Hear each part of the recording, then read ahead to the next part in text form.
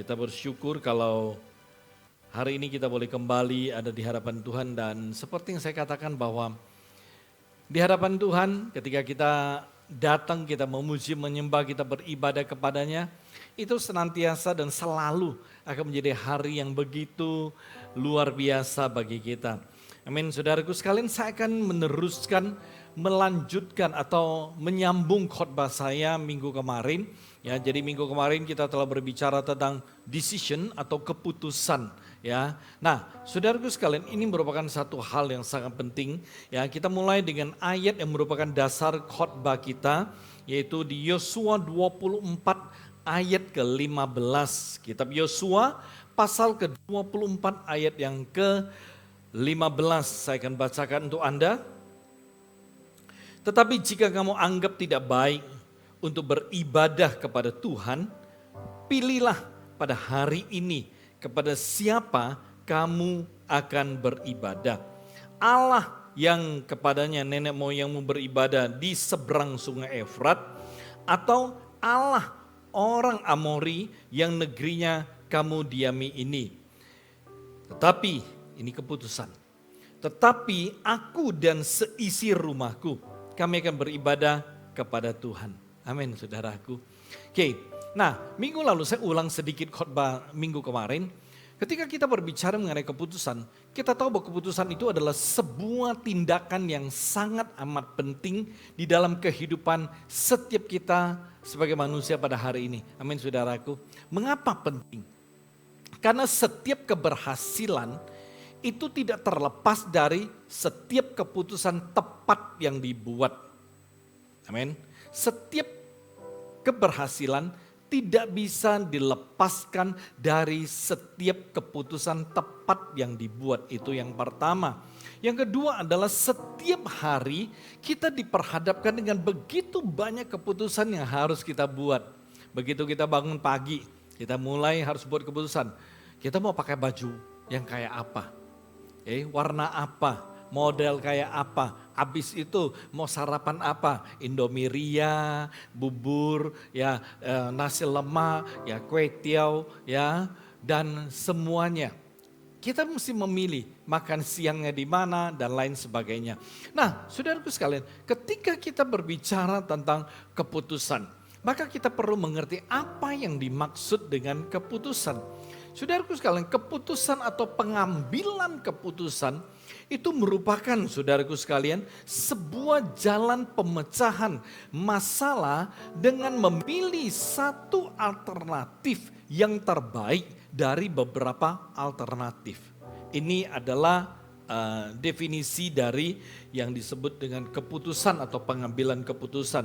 Nah, saudaraku sekalian, melalui definisi tersebut kita menemukan bahwa keputusan itu adalah sesuatu yang sangat amat penting. Ya, ini adalah definisi keputusan ya secara umum. Nah, saudara sekalian, ketika kita berbicara mengenai keputusan, ya, kalau di dalam kehidupan ini kan jamak, kompleks, ada banyak keputusan alternatif, kita mesti pilih satu. Tetapi di dalam hubungan kita dengan Tuhan, maka pengambilan keputusan atau keputusan itu hanya ada satu, ya, yaitu hari ini sebagai orang Kristen, kita mau hidup untuk Tuhan, kita mau hidup menyenangkan Tuhan, atau kita mau hidup menyenangkan diri kita sendiri di dalam Tuhan. Ini pilihan kita, nggak banyak. Mau menyenangkan Tuhan atau menyenangkan diri kita sendiri. Saudaraku sekalian, tapi kalau di dalam kehidupan kita sehari-hari, ada banyak sekali yang mesti kita pilih untuk menemukan yang terbaik. Nah, oleh sebab itu kita bersyukur. Jadi saudaraku sekalian, minggu lalu kita berbicara mengenai keputusan ya yang pertama, kita tahu bahwa ada beberapa keputusan yang harus kita buat berulang-ulang di dalam kehidupan kita sebagai orang Kristen. Oke? Ada keputusan yang harus kita buat berulang-ulang ya di dalam kehidupan kita. Saudaraku sekalian, kalau Ketika kita belum percaya dan kita percaya pada Tuhan Yesus, itu keputusan hanya satu kali kita buat. Yaitu pada waktu kita percaya menerima Tuhan Yesus sebagai Tuhan dan Juru Selamat, itu adalah sebuah keputusan yang sekali saja kita buat di dalam kehidupan kita. Tetapi ada beberapa keputusan, yang ada 3 keputusan yang bisa dan kita harus buat berkali-kali di dalam kehidupan kita. Minggu lalu saya telah sampaikan keputusan yang pertama, yaitu keputusan untuk kembali kepada Tuhan, keputusan untuk berbalik kepada Tuhan. Ya, saya sampaikan tentang anak terhilang.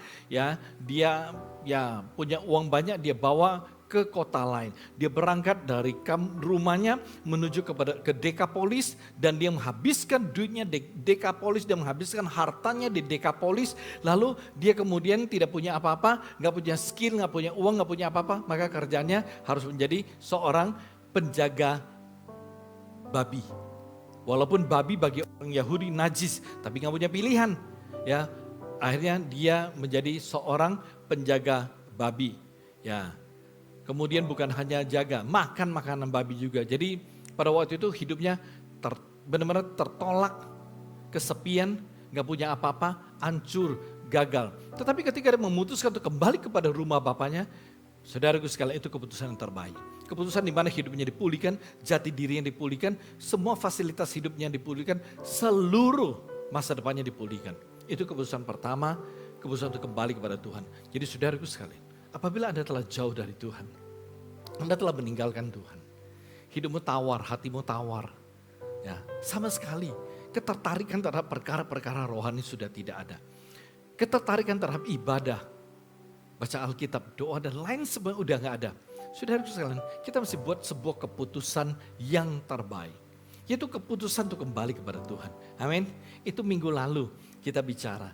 Minggu ini saudaraku sekalian, saya akan sampaikan tentang keputusan yang kedua. Yaitu satu keputusan yang juga mesti kita buat berkali-kali di dalam kehidupan kita. Yaitu keputusan untuk membayar harga. Keputusan untuk membayar harga. Saudaraku sekalian, perhatikan. Setiap kali kita membuat keputusan, kita tahu bahwa setiap keputusan yang kita buat itu selalu ada konsekuensinya, selalu ada harganya. Kenapa? Karena setiap keputusan yang kita ambil pada hari ini, ya, setiap keputusan yang kita buat pada hari ini, saudaraku sekalian, itu keputusan belum tentu, ya, belum tentu akan, ya, maksudnya menyenangkan atau memuaskan semua orang. Belum tentu saudaraku sekalian. Ya, artinya tidak semua orang, ya, yang menerima keputusan kita, ya, mereka setuju, ya. Oke, saudaraku sekalian, perhatikan, ada yang bisa menerima kita punya keputusan lalu dia bahagia, ya. Ada yang tidak bisa menerima keputusan kita lalu mereka marah dan mereka menolak, ya. Ini adalah sebuah kenyataan, ya, yang ada di dalam kehidupan kita. Saudara sekalian perhatikan, saya mengajak saudara untuk membaca satu ayat Alkitab yang terambil dalam Lukas pasal yang ke-5 ayat 27 ya sampai 32.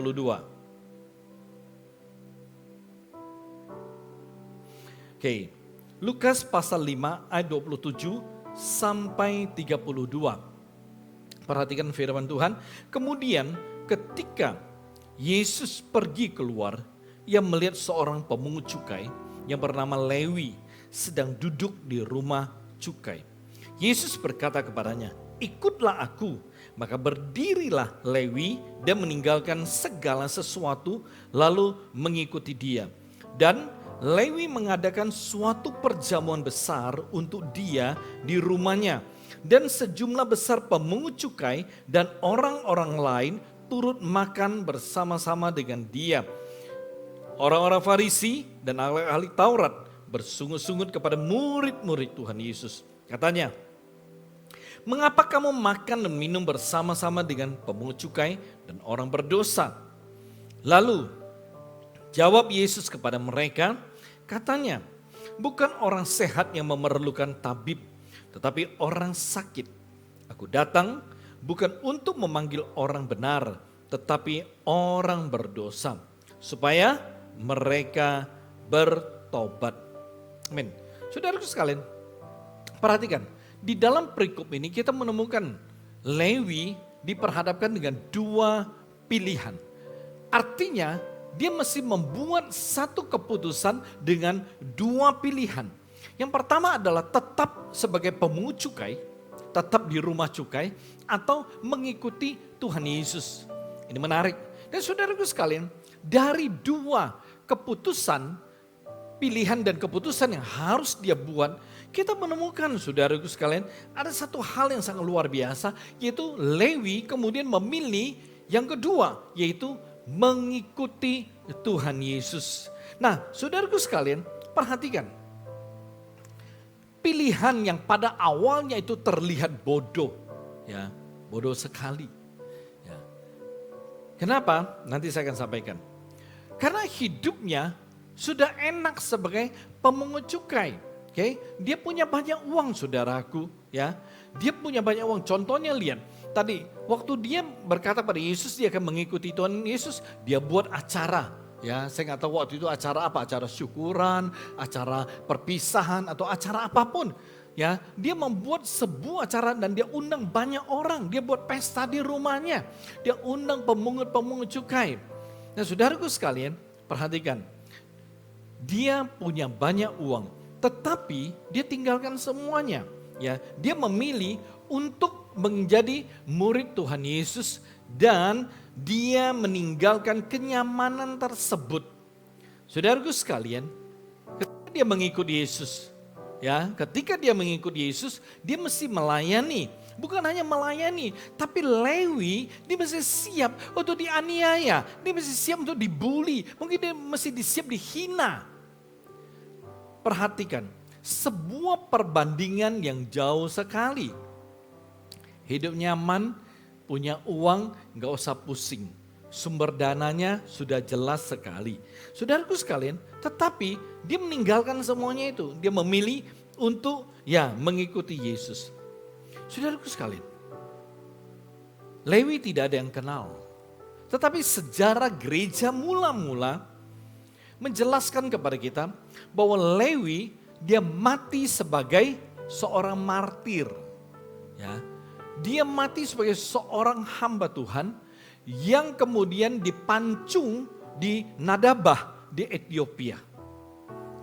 Saudaraku sekalian, saya katakan tadi di awal, keputusan yang kelihatannya itu bodoh, tetapi luar biasa. Artinya apa? Walaupun dia mesti mati sebagai martir dan kepalanya dipancung di Nadabah di Ethiopia, tetapi saudaraku sekalian, yang luar biasa adalah Lewi tidak mati sebagai orang berdosa yang tidak mau bertobat.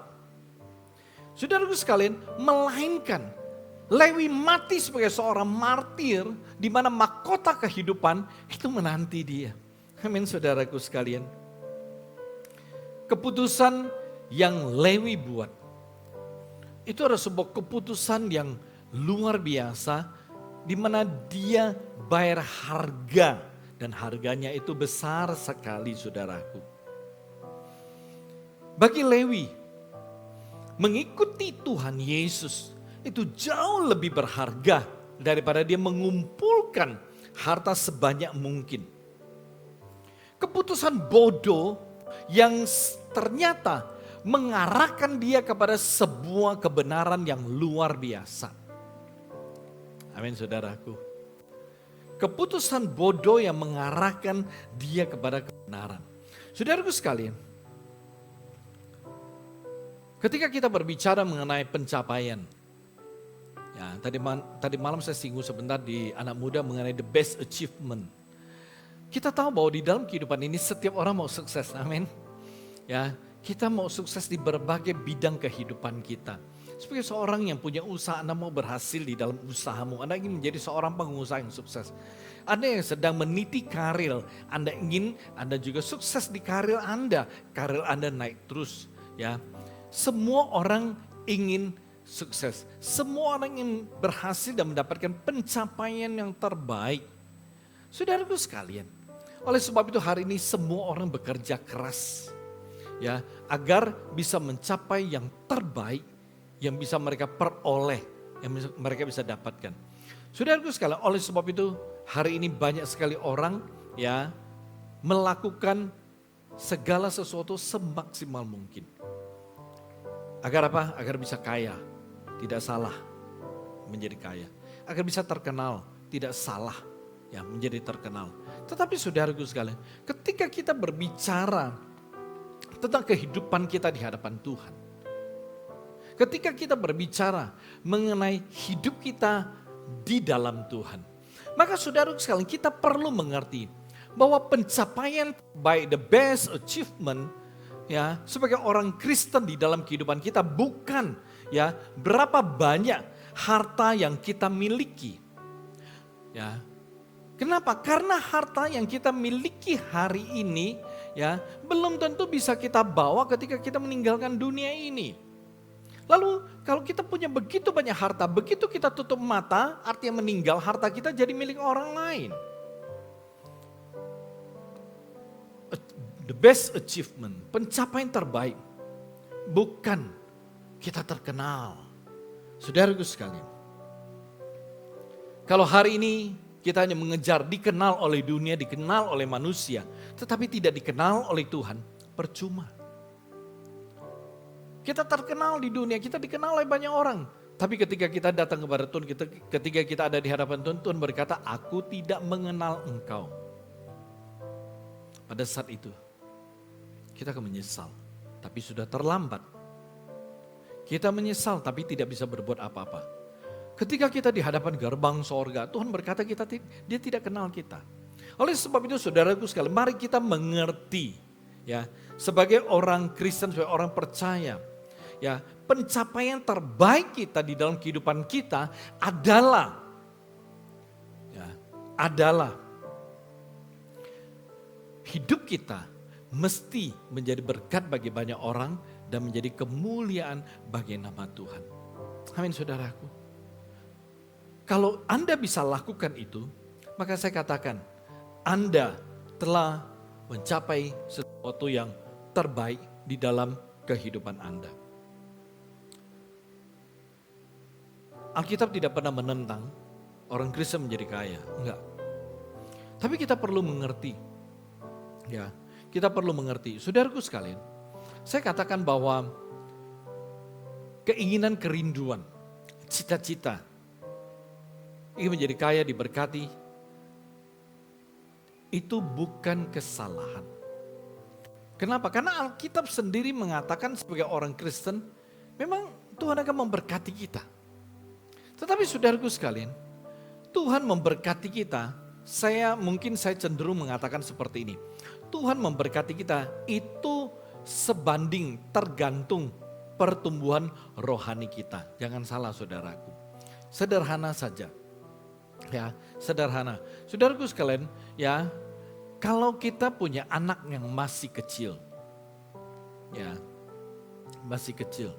Ya, contoh kayak Apit sama Erwi punya anak masih kecil.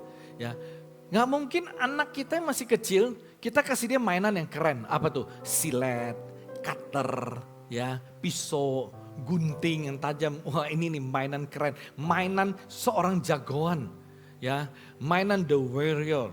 Saudaraku sekalian, nggak mungkin. Ya, anak sekecil gitu kita kasih mereka pisau, gunting, silat dan lainnya. Kenapa? Karena itu punya potensi yang besar sekali melukai dirinya. Saudaraku sekalian, tujuan Tuhan memberkati kita. Kita perlu, ini penting. Ketika kita berbicara mengenai financial breakthrough, terobosan dalam keuangan, kita perlu mengerti apa tujuan Tuhan memberkati kita. Salah satu tujuan Tuhan memberkati kita adalah agar kita bisa semakin dekat dengan Dia. Agar kita bisa mengasihi Tuhan lebih. Semakin kita diberkati, kita semakin mengasihi Tuhan. Tetapi yang menjadi persoalan, banyak orang semakin diberkati, dia semakin jauh sama Tuhan. Semakin diberkati, semakin dia mundur dari Tuhan. Semakin diberkati, semakin tidak punya waktu sama Tuhan. Ini bukan yang Tuhan inginkan dan ini bukan yang Tuhan rancang. Saudaraku sekalian, ketika saya berbicara tentang berkat dari Tuhan, saya mau ulangi karena saya pernah ajarkan beberapa kali. Berkat dari Tuhan adalah sebuah berkat yang utuh, Artinya apa? Artinya sebuah berkat yang bisa engkau lihat, engkau miliki, engkau nikmati. Oke? Berkat yang dari Tuhan, berkat yang bisa engkau lihat, engkau miliki, engkau nikmati. Kenapa? Karena ada banyak orang melihat, bisa melihat tapi nggak bisa memiliki. Ada orang memiliki tetapi tidak bisa menikmati. Kalau yang dari Tuhan, itu berkatnya utuh. Dan berkatnya sampai kepada keturunan lepas keturunan. Bukan hari ini, tahun ini diberkati, tahun depan jeblok saudaraku. Ya. Dan tahun-tahun berikutnya mundur habis, nggak punya apa-apa, nggak dapat apa-apa, hartanya habis. Itu Tuhan kalau memberkati, berkat dari Tuhan nggak akan begitu, nggak akan tahun ini dapat, tahun berikutnya habis. Tetapi berkat yang Tuhan yang berikan adalah keturunan demi keturunan demi keturunan menikmati berkat tersebut. Saudaraku sekalian, itu berkat dari Tuhan. Oleh sebab itu ketika Tuhan memberkati Abraham, Tuhan berkata kepada Abraham dengan sangat jelas, itu aku memberkati engkau dan keturunanmu. Artinya turunan kita, keturunan kita, anak kita, cucu kita, akan diberkati terus oleh Tuhan. Berkat dari Tuhan ada berkat yang bermultiplikasi. Berkat daripada Tuhan ada berkat yang terus bertumbuh. Amin saudaraku. Oke, kita kembali. Jadi saudaraku sekalian, ketika kita mengerti, maka saya katakan, saya menyukai satu ayat yang saya katakan, sampai sekarang saya selalu memegang itu ayat. Matius 6:33, cari dahulu kerajaan Allah dan kebenarannya, maka semuanya akan ditambahkan padamu. Saudaraku sekalian, Tuhan tahu nggak kalau kita butuh A, B, C, D, E? Tuhan tahu. Tuhan bukan tidak tahu. Ya, Tuhan bisa nggak menambahkan itu di dalam kehidupan kita? Bisa. Bisa nggak Tuhan memberikan yang kita butuhkan A, B, C, D, E? Bisa. Tetapi persoalannya, ya, ada waktunya. Kapan Tuhan memberikan? Kapan Tuhan mempercayakan semuanya? Kapan Tuhan mengirim? Semuanya adalah kembali kepada Tuhan. Ya, Tuhan lihat. Ya, memang kita itu bisa Tuhan percaya atau enggak. Lalu satu lagi saudaraku, berkat yang dari Tuhan tidak akan membawa kesedihan. Berkat yang dari Tuhan tidak akan membawa ketakutan. Amin. Ada orang diberkati tapi hidup dalam kegelisahan. Dia punya banyak tapi hidup dalam ketakutan. Saudaraku sekalian, itu bukan berkat dari Tuhan. Berkat dari Tuhan, berkat yang bisa Anda lihat, Anda miliki, Anda nikmati, dan Anda damai, ada sukacita, ada bahagia, dan ada ketenangan. Kita kembali.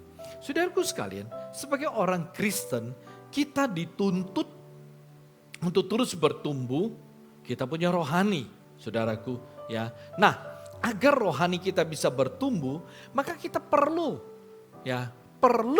mengambil sebuah keputusan untuk membayar harga dalam hal membangun hubungan antara kita sama Tuhan.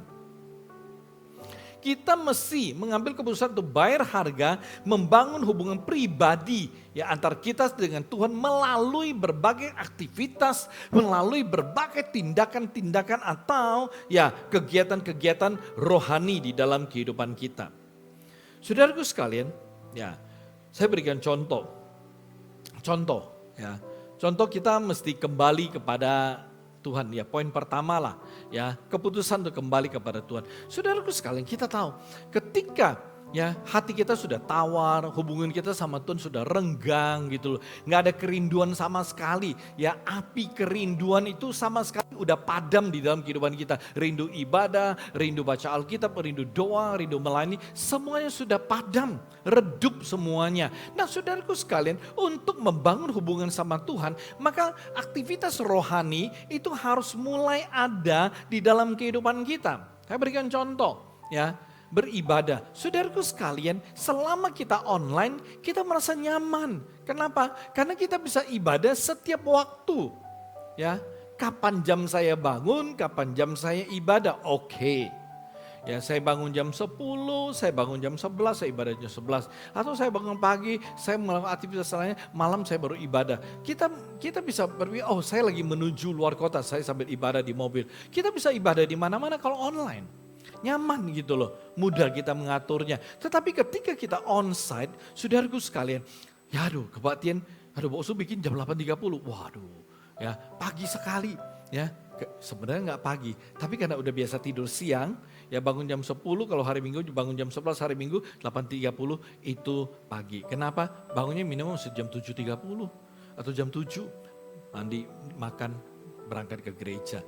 Ya kalau dulu kan nggak perlu kemana-mana, sekarang perlu. Jadi saudaraku sekalian, untuk ibadah kita perlu bayar harga.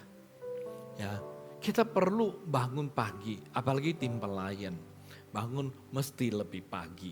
Ya, bangun pagi, doa dulu, siap-siap, siap hati, siap semuanya, datang. Sebelum jemaat datang, pelayan sudah datang. Siapkan ini, siapkan itu, duduk manis menyambut jemaat yang datang. Mereka bayar harga.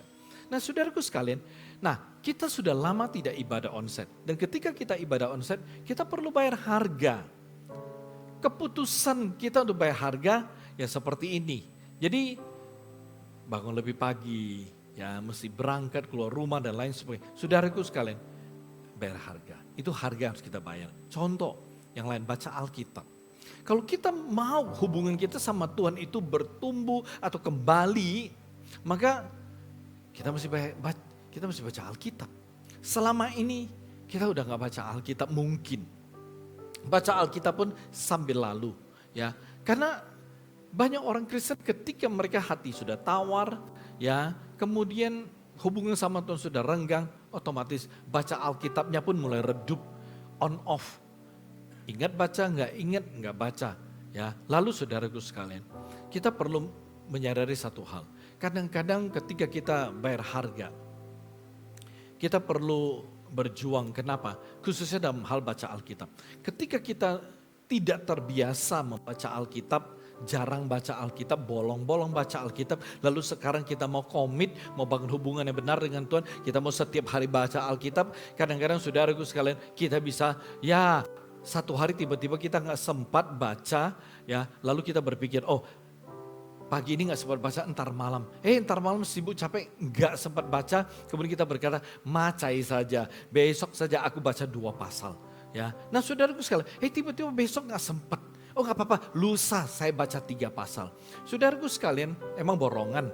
Nah lama-lama kalau Anda sudah punya, ya maksudnya mengalami situasi kayak begini, saya katakan kita perlu berhati-hati. Kenapa? Seringkali indikasi seperti ini, ya utang baca, ya utang lama-lama dilupakan, pemutihan saudaraku sendiri. Nah artinya apa? Udah lama-lama nggak baca, maka hanya Anda tidak akan baca.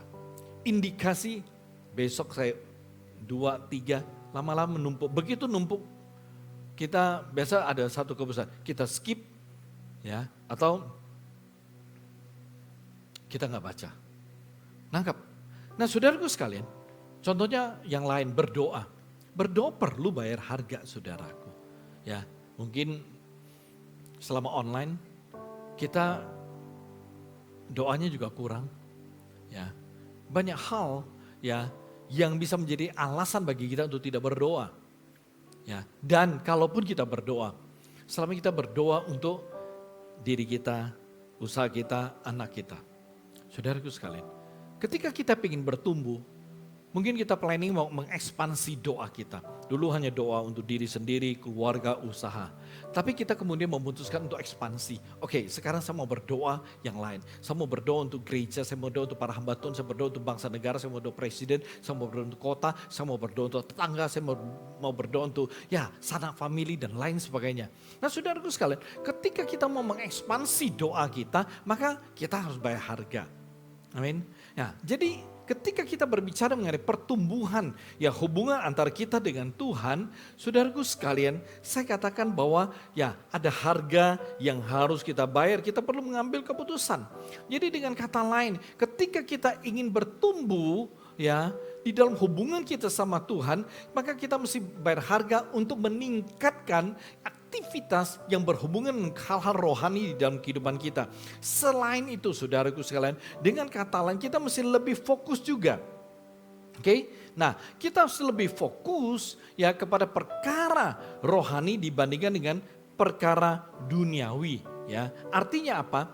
Ya, kalau ketika kita berbicara kita mesti lebih fokus kepada hal-hal rohani dibandingkan hal-hal duniawi, maka harga yang harus kita bayar itu adalah kita harus mengurangi saudaraku, bahkan meninggalkan kebiasaan atau keterikatan secara duniawi. Contoh, nonton sinetron. Nonton salah nggak? Nonton tidak salah saudaraku. Tapi kalau sampai sinetron itu menjadi ikatan bagi kita, waduh. Habis nonton sinetron 1, sambung yang 2. Habis 2, sambung yang ketiga. Habis sambung ketiga, tambah yang baru. Nggak habis-habis. Dari SCTV, RCTI dan lainnya. Nggak habis-habis sinetronnya. Nah saudaraku sekalian, nonton tidak salah. Tapi kalau begitu kita nonton ya sampai udah capek ya udah malam baru ingat belum doa. Mau doa, begitu doa bukan salah dirimu tapi mungkin engkau berkata aduh badanku kenapa capek, aduh gua ngantuk dah. Dalam hati bukan salah saya, salah badan, kenapa dia ngantuk. Udah nonton-nonton ngantuk gimana berdoa. Berdoa sih berdoa, begitu duduk aminnya besok pagi saudaraku. Pendeta aja kalah doanya panjangnya. Nah saudaraku sekalian, kenapa udah capek? Atau saudaraku sekalian, ya saya katakan kan tidak salah bukan salah ya nonton sinetron. Enggak salah nonton drakor, ya drama Korea. Ya, atau saudaraku sekalian, main game. Sebenarnya saya katakan, nggak salah main game. Tetapi kalau games itu telah menjadi ikatan, ya main, pokoknya begitu. Duduk, begitu nggak ada tugas, begitu nggak ada kerjaan, begitu duduk, orang yang terikat akan langsung main game. Ya, jadi saudaraku sekalian perhatikan, ada orang main game, ya main game boleh, coba, oke, lu target, saya main game 1 jam. Ya malam relax, nggak masalah. Saya main game setengah jam, nggak masalah. Tapi kalau main games ya sudah sampai jauh malam ya. Begitu selesai mau tidur, mau doa. Begitu doa tutup mata, begitu tutup mata. Di sini gamenya main. Lagi mau, begitu tutup mata yang terbaik muncul. Dia punya warrior, dia punya pahlawan, dia punya jagoan. Begitu jagoan. Buka-buka, nggak ada, tutup mata, oh Tuhan, keluar lagi. Kalau sudah kita main game sampai sedemikian rupa, saya mau katakan, kita doa begitu tutup mata, muncul tuh game kita. Begitu kita baca Alkitab, begitu baca, ya yang keluar, yang kita baca harusnya Musa, atau jagoan yang kita sebut. Kok ada di sini? Begitu kita buka Alkitab, begitu kita mulai mau baca, drakor, sinetron, yang memenuhi pikiran kita. Games memenuhi pikiran kita. Nah kalau sudah begitu, gimana kita mau berdoa? Gimana rohani kita mau bertumbuh? Jadi saudaraku sekalian, ketika kita memutuskan bayar harga, kita mesti meninggalkan akan berbagai kebiasaan keterikatan kita secara duniawi untuk datang dan lebih. Ya kita bangun hubungan kita sama Tuhan. Saudaraku sekalian, semuanya itu butuh bayar harga. Saudaraku sekalian, ya khususnya kita lihat hari ini dalam pelayanan juga, ya kita lihat bahwa banyak rekan-rekan kita, ya yang melayani. Saudaraku sekalian, pelayanan juga butuh bayar harga. Kenapa? Ya saya percaya kita semua sangat sibuk bekerja. Tapi ketika Anda mengadakan waktu untuk bisa melayani Tuhan, itu harga Anda bayar. Atau dengan kata lain, ketika ya kita sebagai orang Kristen, kita punya keuangan pas-pasan. Tapi kita masih setia bayar harga, setia bayar perpuluhan, setia beri persembahan. Kalau ada proyek gereja kita masih mau bantu, padahal kita sudah pas-pasan, itu bayar harga namanya. Oke? Nah saudaraku sekalian, ketika kita bayar harga, perhatikan, kita ya memulai sebuah kebiasaan baru. Artinya kebiasaan-kebiasaan lama kita, kebiasaan-kebiasaan yang tidak baik, kebiasaan-kebiasaan yang salah ya kita coba tinggalkan dan kita memulai sebuah kebiasaan yang baru. Saudaraku sekalian perhatikan, kita pasti tidak akan terbiasa dengan kebiasaan baru yang rohani. Setelah sekian waktu kita tidak membangun atau kita tidak hidup di dalam kehidupan sedemikian. Saudaraku sekalian, ini tidak gampang. Kenapa? Karena ketika kita mau memulai sesuatu yang baru, kita butuh harga. Artinya apa? Kita perlu bertekad untuk bertahan, ya. Kita perlu berjuang untuk bertahan dengan apa? Dengan keputusan bayar harga yang kita buat. Yaitu bertekad untuk terus dan tetap hidup dengan keputusan yang telah saya buat. Karena kita tahu saudaraku sekalian, ketika Anda memulai sebuah kebiasaan baru, sebuah kebiasaan rohani yang baru, ya, saudaraku sekalian, itu kebiasaan akan menuntun engkau ya kepada kebenaran. Keputusan yang ketiga, keputusan yang harus kita buat adalah keputusan untuk melangkah kepada kemuliaan hidup. Nah, saudaraku sekalian, ini adalah rahasia kehidupan. Keputusan untuk melangkah kepada kemuliaan hidup itu adalah sebuah rahasia kehidupan. Nanti saya jelaskan. Rut pasal 1 ayat ke-16. Rut pasal 1 ayat ke-16 firman Tuhan berbunyi seperti ini. Tetapi kata Rut, janganlah desak aku meninggalkan engkau dan pulang dengan tidak mengikuti engkau. Sebab kemana engkau pergi, ke situ jugalah aku pergi. Dan di mana engkau bermalam, di situ jugalah aku bermalam. Bangsamulah bangsaku dan Allahmulah Allahku. Amin. Saudaraku sekalian perhatikan. Ini Rut. Naomi, Elimelek, Mahlon, Kilion. Satu keluarga orang Yahudi dari tanah Yehuda, Bethlehem, dipindah ke Moab. Karena Yehuda, Bethlehem kelaparan. Bayangkan, Bethlehem namanya kota roti tapi gak punya makanan. Okay? Mereka pindah ke Moab. Di Moab akhirnya ya kedua anak Elimelek sama Naomi menikah. Menikah dengan siapa? Menikah dengan wanita Moab, saudaraku. Oke, singkat cerita. 3 laki-laki dalam keluarga tersebut itu kemudian meninggal. Elimelek meninggal, kemudian disusul oleh Mahlon dan Kilion, 2 anak Naomi. Dan saudaraku sekalian, setelah kedua anaknya meninggal lalu Naomi mendapat kabar Tuhan sudah memulihkan tanah Yehuda. Dia memutuskan untuk pulang kampung, balik kampung. Saudaraku sekalian, lalu dia berkata kepada kedua menantunya, fair. Ini mertua yang fair dan luar biasa. Dan dia berkata begini, anakku laki-laki udah mati. Gak mungkin lagi ya Anda menunggu saya melahirkan anak laki-laki dan kemudian Anda menikah dengan dia. Itu ada tradisi Yahudi seperti ini. Lalu Naomi melepaskan mereka, membebaskan mereka. Dan berkata,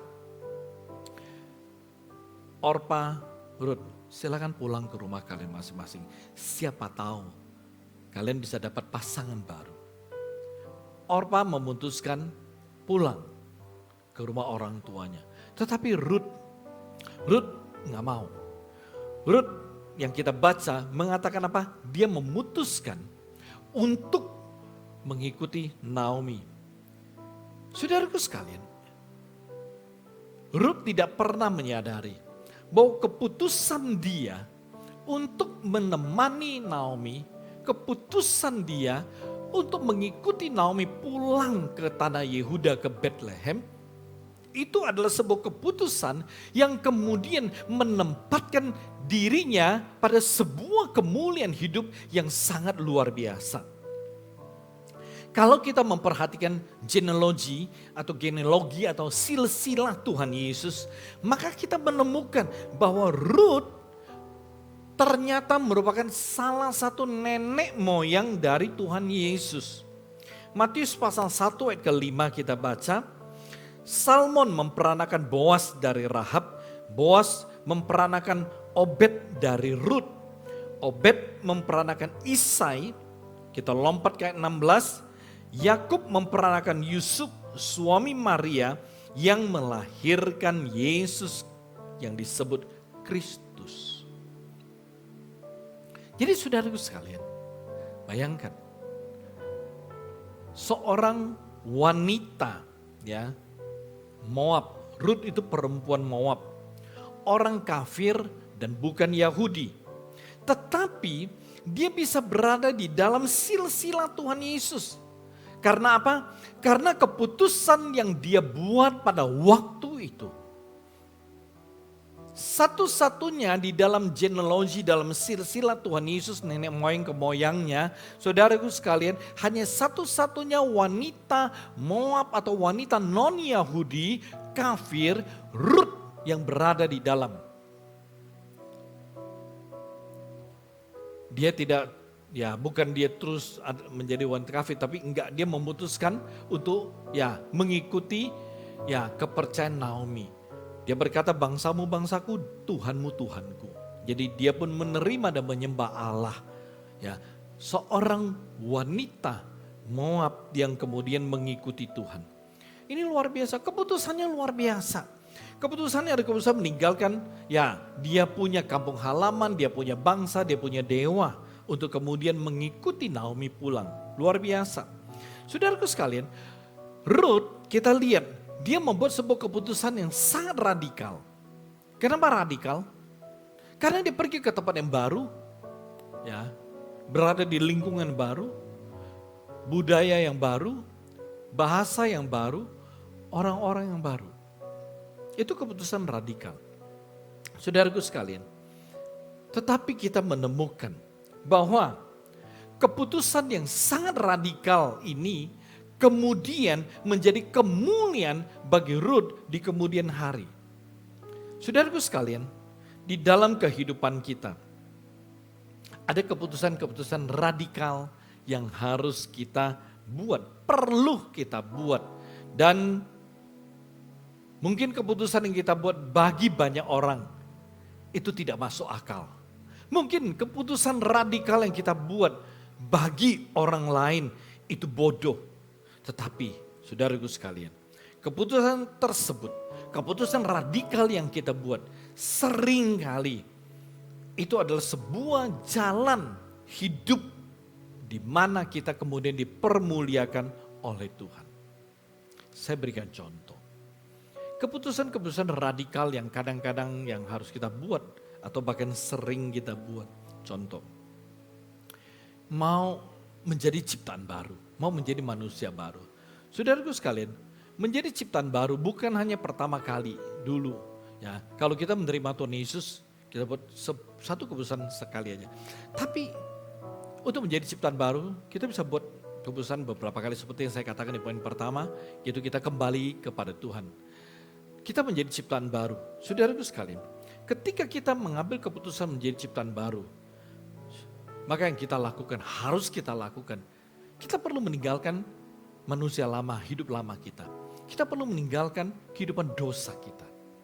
Itu tidak mudah, saudaraku. Kenapa saya katakan tidak mudah? Pada waktu saya memutuskan untuk bertobat, ya, itu juga tidak mudah, saudaraku. Artinya apa? Artinya waktu itu saya bertobat sungguh-sungguh itu waktu saya kuliah, saudaraku. Ya, itu tidak mudah. Karena sudah punya sekelompok teman, ya, namanya teman, kemana-mana kita bersama, kita melakukan banyak hal bersama, hidup bersama. Pokoknya itulah namanya teman. Saudaraku sekalian, bayangkan, ya, kita bergaul dengan sekelompok teman dari muda sampai kita kemudian kuliah. Kita kemana-mana bersama, diskotik sama-sama, naik klub sama-sama, ke banyak tempat hal-hal yang tidak baik bersama. Oh, banyak hal kita lakukan yang tidak baik bersama-sama. Ketika kita dapat kebenaran, kita ke gereja dengan hidup mesti benar, begini mesti bertobat, kita bertobat. Kita meninggalkan manusia lama, dosa kita mau memulai sebuah kehidupan baru. Itu tidak mudah, saudaraku. Kenapa masih kuliah? Setiap kali kuliah ketemu, aduh. Saudaraku sekalian, kita bukan disambut dengan luar biasa. Waduh nih, lu hebat. Enggak, begitu datang, mana gereja? Bisa tos sama Tuhan. Waduh, saudaraku sekalian, di dalam gereja ada jual apa? Ada whisky, ada ini, ada itu. Waduh, pokoknya yang ditanya, itu bukan pertanyaan yang nyaman. Itu kita diledekin habis-habisan. Banyak pertanyaan-pertanyaan yang aduh kita gimana, benar-benar kita dipojokin. Tapi saudaraku sekalian, ketika saya buat keputusan untuk berubah, saya berjuang dengan keputusan saya. Itu tidak mudah, tapi berjuang. Bayangkan saudaraku, ya. Setiap hari Anda mendengar ledekan, ejekan, dibully, diketawain. Nih, ayo kita ke sana. Sorry dah, gue gak bisa pergi. Ayolah gini.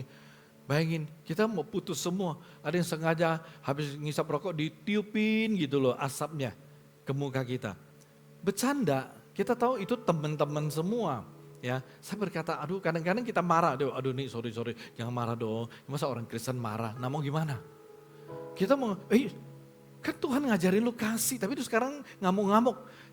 Semua dibalikin, jadi artinya kita diam, kita marah, kita diam, kita gimana? Kita marah, serba salah, diam salah, kita marah salah, semua serba salah. Tapi saudaraku sekalian, saya berkata, saya bayar harga. Saya terima semuanya, dan saya bersyukur. Kenapa? Saya bisa keluar dari kehidupan yang salah, sangat salah, tidak benar, dan saya bisa berada di satu kehidupan yang benar. Saudaraku sekalian, dan saya bersyukur melalui pertobatan. Akhirnya saya menemukan sebuah kehidupan dan saya melihat bagaimana Tuhan itu kemudian ya membawa saya pada kehidupan yang saya anggap sebuah kehidupan yang mulia. Kenapa? Karena saya bisa mengasihi Tuhan, saya bisa melayani Tuhan, saya berkenan kepada Tuhan dan saya bisa jadi berkat bagi banyak orang. Ya, saudaraku sekalian, atau keputusan ya yang lain, keputusan menjadi murid Tuhan.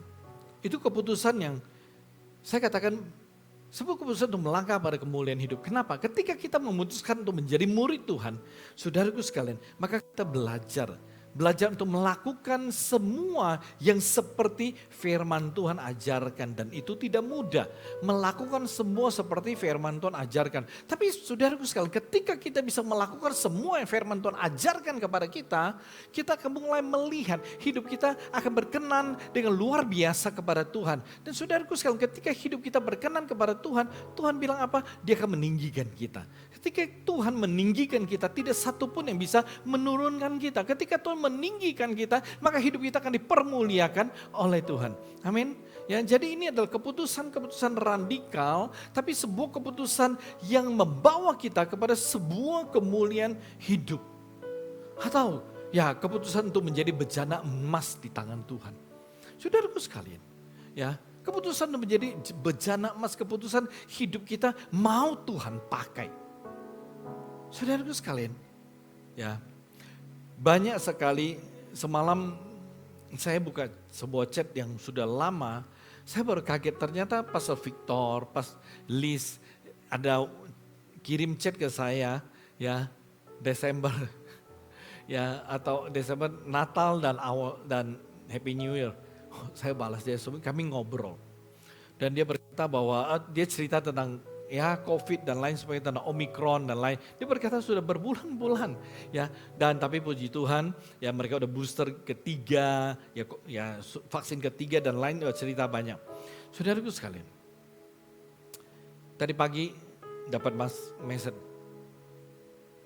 Muncul varian baru dari Omikron. Omikron itu BA.1. Sekarang keluar BA.2. Dia punya penyebaran 1,5 kali lebih cepat dari Omikron. Tapi efeknya nggak besar, kurang lebih kayak Omikron. Sekarang sudah mulai banyak di Denmark. Ya, di Denmark.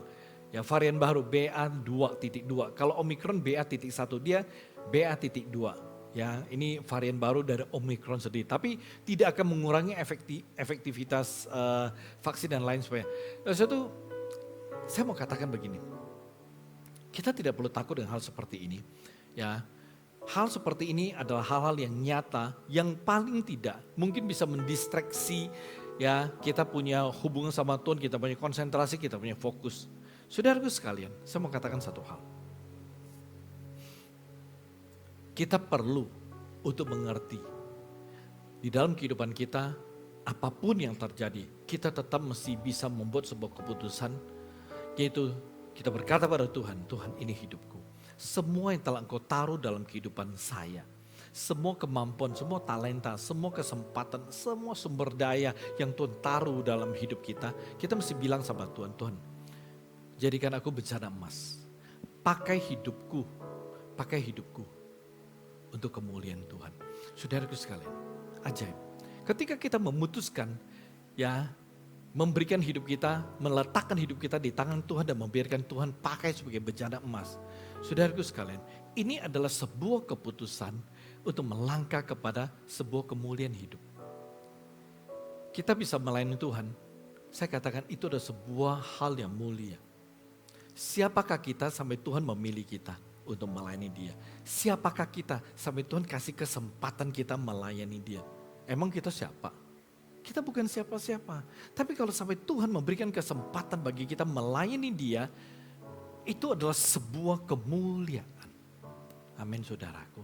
Karena kita punya Tuhan yang mulia. Kita bisa melayani Tuhan, berarti kita melayani Tuhan yang mulia. Kita melakukan sebuah pekerjaan-pekerjaan yang mulia. Ketika kita bisa melakukan sebuah pekerjaan yang mulia, artinya apa? Artinya ada semua kemuliaan di dalam kehidupan kita. Yang Tuhan taruh, yang Tuhan berikan. Amin. Kita tundukkan kepala.